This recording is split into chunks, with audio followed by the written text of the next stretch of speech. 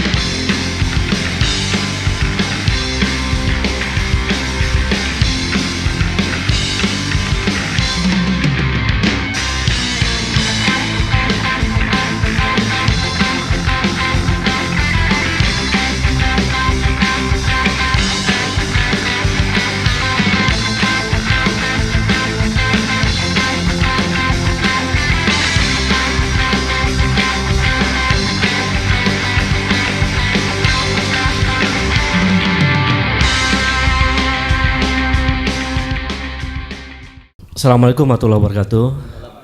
Selamat sore, salam sejahtera untuk semuanya. Saya kira terima kasih atas undangannya Mas Herzu untuk berbicara di forum mahasiswa yang hebat-hebat ini. Jadi saya teringat 25 tahun yang lalu. Udah lama ya? Udah lama. Ketika saya saat itu ya sebelumnya pernah ditangkap juga, kemudian di jalanan dan punya mimpi besar tentang Indonesia. Bayangan saya setelah 25 tahun itu Indonesia adalah negara yang civilized, yang beradab, dengan demokrasi yang berkualitas, dengan korupsi yang sangat minimal. Tapi mimpi indah itu semuanya berantakan hari ini. Karena demokrasi kita masih terus stagnan dalam posisi flawed demokrasi. Demokrasi yang cacat dengan nilai memalukan karena di bawah 70, bahkan kebebasan sipil kita itu masih merah 5,59, paling naik dikit 6,1 dan seterusnya. Kemudian indeks hak asasi manusia juga rendah, skornya 3,3. Lalu jangan tanya ekonomi juga stagnan, angka pertumbuhannya sekitar 5,3% saja. Jadi 25 tahun itu tidak ada kemajuan yang signifikan. Belum ditanya soal angka pendidikan kita yang PISA-nya ranking 6 dari bawah, ya kan? Jangan ditanya rata-rata IQ masyarakat kita yang IQ-nya di bawah 90, di bawah rendah, artinya 78 rata-rata. Iya, di bawah 90 tuh udah rendah tuh Mas. Iya. Kalau 78 itu mengalami gangguan intelektual. Oh gitu ya. Jadi karena kalau rata-rata 78 itu kan berarti ada yang di bawah 78, ya, ada yang di atas 78 kan, betul, begitu ya. Betul. Oke. Itu Bung Rocky menyebutnya 200 sebenarnya IQ-nya, tapi satu kolam. Satu kolam. Iya. Jadi kita situasinya seperti itu. Jadi saya membayangkan ini luar biasa. Belum lagi diwarisi utang yang lebih dari 8.000 triliun. Yang setiap tahun kita harus bayar bunga utang dan cicilan utang hampir 1.000 triliun misalnya. Jadi yang dihadirkan sampai hari ini justru adalah problem-problem yang sangat serius. Kalau kita menggunakan perspektif, ada satu buku yang ditulis oleh Sidney Theroux, dia menulis buku tentang power in movement. Dia menyebutkan bahwa salah satu dimensi penting munculnya sebuah gerakan sosial, gerakan mahasiswa, ketika ada kesadaran kolektif yang sama tentang tantangan yang dihadapi. Nah, saya melihatnya hari ini teman-teman mahasiswa melihat tantangan yang sama bahwa korupsi begitu sangat merajalela. Dan saya sangat mengapresiasi teman-teman Gen Z nih, Mas Erso. Oh ya, mereka ini Gen Z ya? Gen Z. Iya, iya. Lahir tahun 96 sampai 2009. Begitu ya? Nah, hebat menurut saya mereka ini karena tadinya saya gelisah ketika tahun 2016, 2017 tidak ada riak-riak perlawanan Gen Z gitu. Sampai saya menulis buku menjadi aktivis kampus tahun 2018. Tapi 1 tahun kemudian itu mengagetkan. Ketika mahasiswa membuat tagar reformasi di korupsi dan gelombang protes mahasiswa, ratusan ribu mahasiswa terjadi di mana-mana saat itu. Menolak revisi Undang-Undang KPK. Karena mahasiswa khawatir KPK-nya dikebiri. Ternyata terbukti sekarang. KPK-nya dikebiri. Jadi di tengah situasi korupsi yang luar biasa, lembaga pemberantas korupsinya dikebiri. Saya melihatnya ini adalah satu tantangan kolektif yang bisa menggerakkan kesadaran kolektif mahasiswa untuk melakukan perlawanan. Dan kemudian terbukti sebetulnya sampai terakhir 9 tahun Jokowi kemarin mereka sudah bahasanya Gibran itu udah muak ya. Jijik malah terbaru ya, jadi disgusting ya. Iya. Jadi sudah luar biasa, jadi saya mengapresiasi itu. Tidak hanya problem korupsi, sekarang makin vulgar. Ketika tahun 2022 awal tahun saya melaporkan keluarga istana ke KPK, yang dilaporkan ada pejabatnya di situ. Kalau KPK kan membantah, ini nggak ada pejabatnya, ada pejabatnya, ada wali kota, ada presiden, ada duta besar pada waktu itu yang saya laporkan, termasuk anak-anaknya. Tadinya saya pikir ketika saya lakukan itu dan kemudian semua orang mendukung, dan tadinya saya berharap KPK memproses, tapi KPK tidak memproses, alasannya kami nggak bisa panggil presiden, ya kan, karena KPK sekarang di bawah kendali presiden, tidak lagi sebagai lembaga independen, tetapi menjadi bagian dari eksekutif setelah revisi Undang-Undang KPK yang 2019 itu. Jadi saya mengapresiasi mahasiswa karena dia punya argumen dan ternyata terbukti bahwa KPK sekarang lemah. Jadi mahasiswa meskipun secara kuantitatif kalah, tapi secara moral mahasiswa menang dalam konteks gerakan. Nah, lalu kemudian saya secara pribadi masih bersabar. Oh oke, situasi. Tiba-tiba Mahkamah Konstitusi diobok-obok. Itu kan prosesnya sangat jorok ya, sangat vulgar begitu. Jadi yang dirusak itu bukan hanya lembaga independen penegak hukum, tapi sampai lembaga hukum paling terhormat namanya Mahkamah Konstitusi pun diotak-atik sampai memberikan karpet merah untuk anaknya menjadi cawapres. Bagi saya itu adalah pelecehan bagi kaum terpelajar. Bahkan melecehkan ilmu pengetahuan. Segudang ilmu tata negara itu rontok karena praktek otak-atik Mahkamah Konstitusi itu. Jadi ini yang kemudian saya sebut ada semacam dalam teori politik disebut autocratic legalism. Jadi praktek otoriter yang bersembunyi di balik produksi undang-undang. Misalnya tadi undang-undang KPK, misalnya, kemudian undang-undang Omnibus Law, kemudian MK diutak-atik undang-undangnya.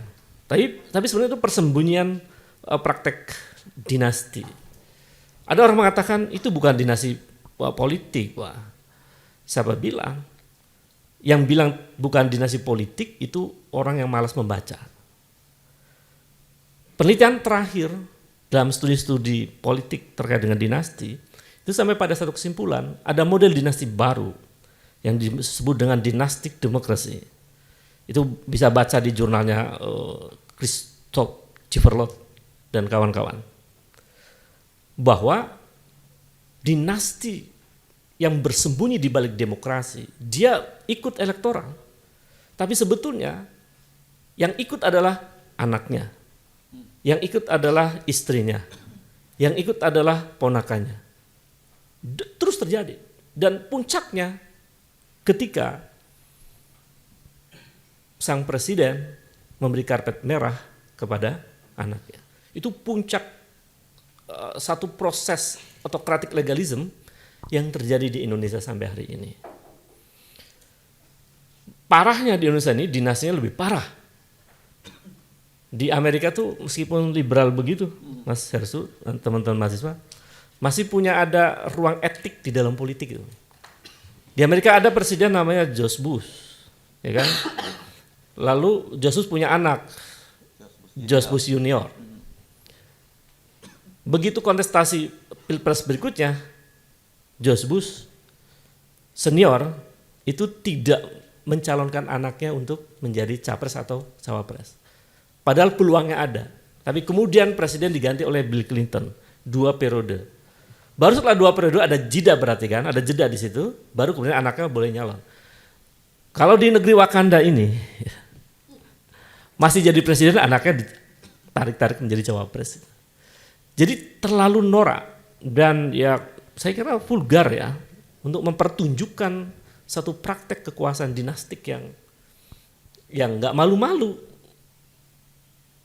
Nah, lalu ada orang mengatakan itu kan representasi kaum muda. Cara-cara begitu itu cara orang-orang sudah sepuh. Bagaimana menjadi orang tapi ngakal-ngakalin undang-undang gitu loh.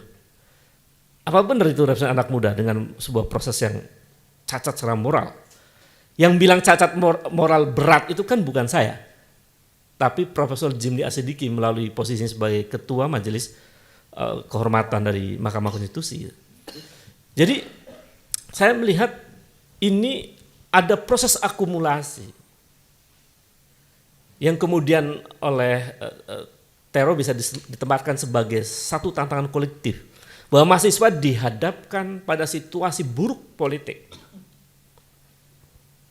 Nah, apakah kemudian mahasiswa mampu mengambil peran dalam situasi persoalan yang sedemikian rusak? Kalau Thomas Friedman menyebut mungkin ini adalah the messy state, negara amburadul gitu.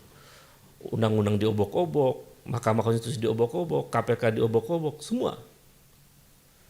Lalu apakah anak-anak muda diam? Ini kan pertanyaan penting. Padahal dalam sejarah selalu anak muda mengambil peran. Nah, saya bersyukur ada kawan-kawan mahasiswa ini. Ada Griban, ada Reno, ada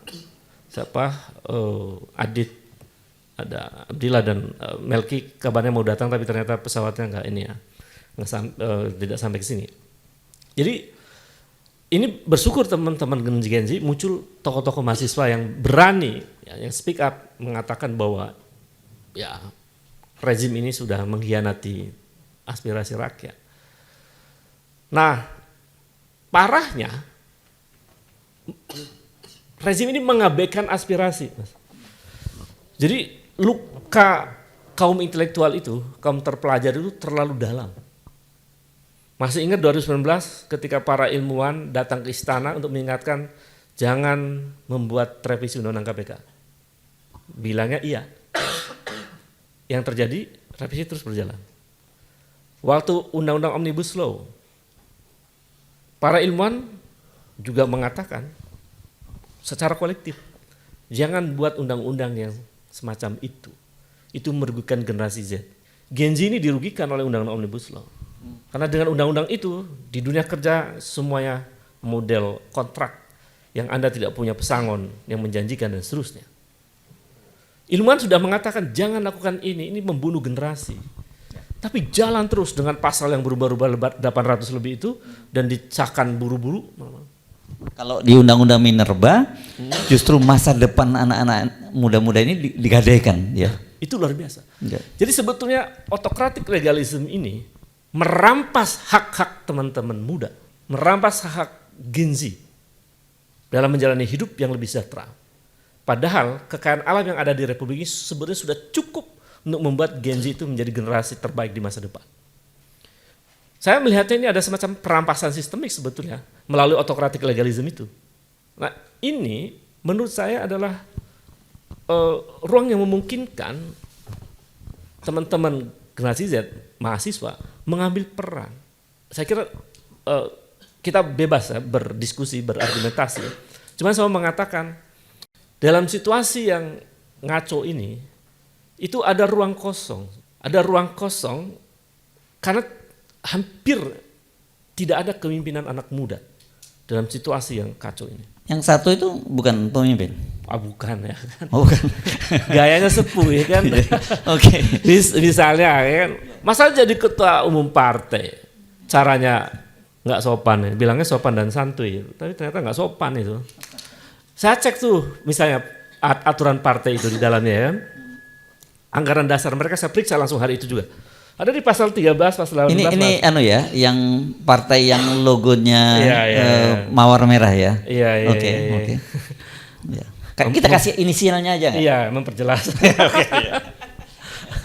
Oke, gimana tadi? Saya cek tuh pasal-pasal aturannya. Jadi syarat menjadi pengurus pusat partai itu di DPP ya adalah kader partai dan ikut kaderisasi pelatihan tingkat nasional yang diselenggarakan oleh DPP. Ini nggak ada. Jadi bayangkan satu rezim kekuasaan yang menyampingkan aturan sejak awal dia berkuasa. Ini bahaya menurut saya. Ini contoh buruk dalam praktek politik anak-anak. Ini bukan nggak sopan lagi tapi kurang ajar ya. Kurang ajar. Ya. Nah, saya lihat aneh, teman-teman pasti berpikir ini kok gampang sekali dia, ada apa?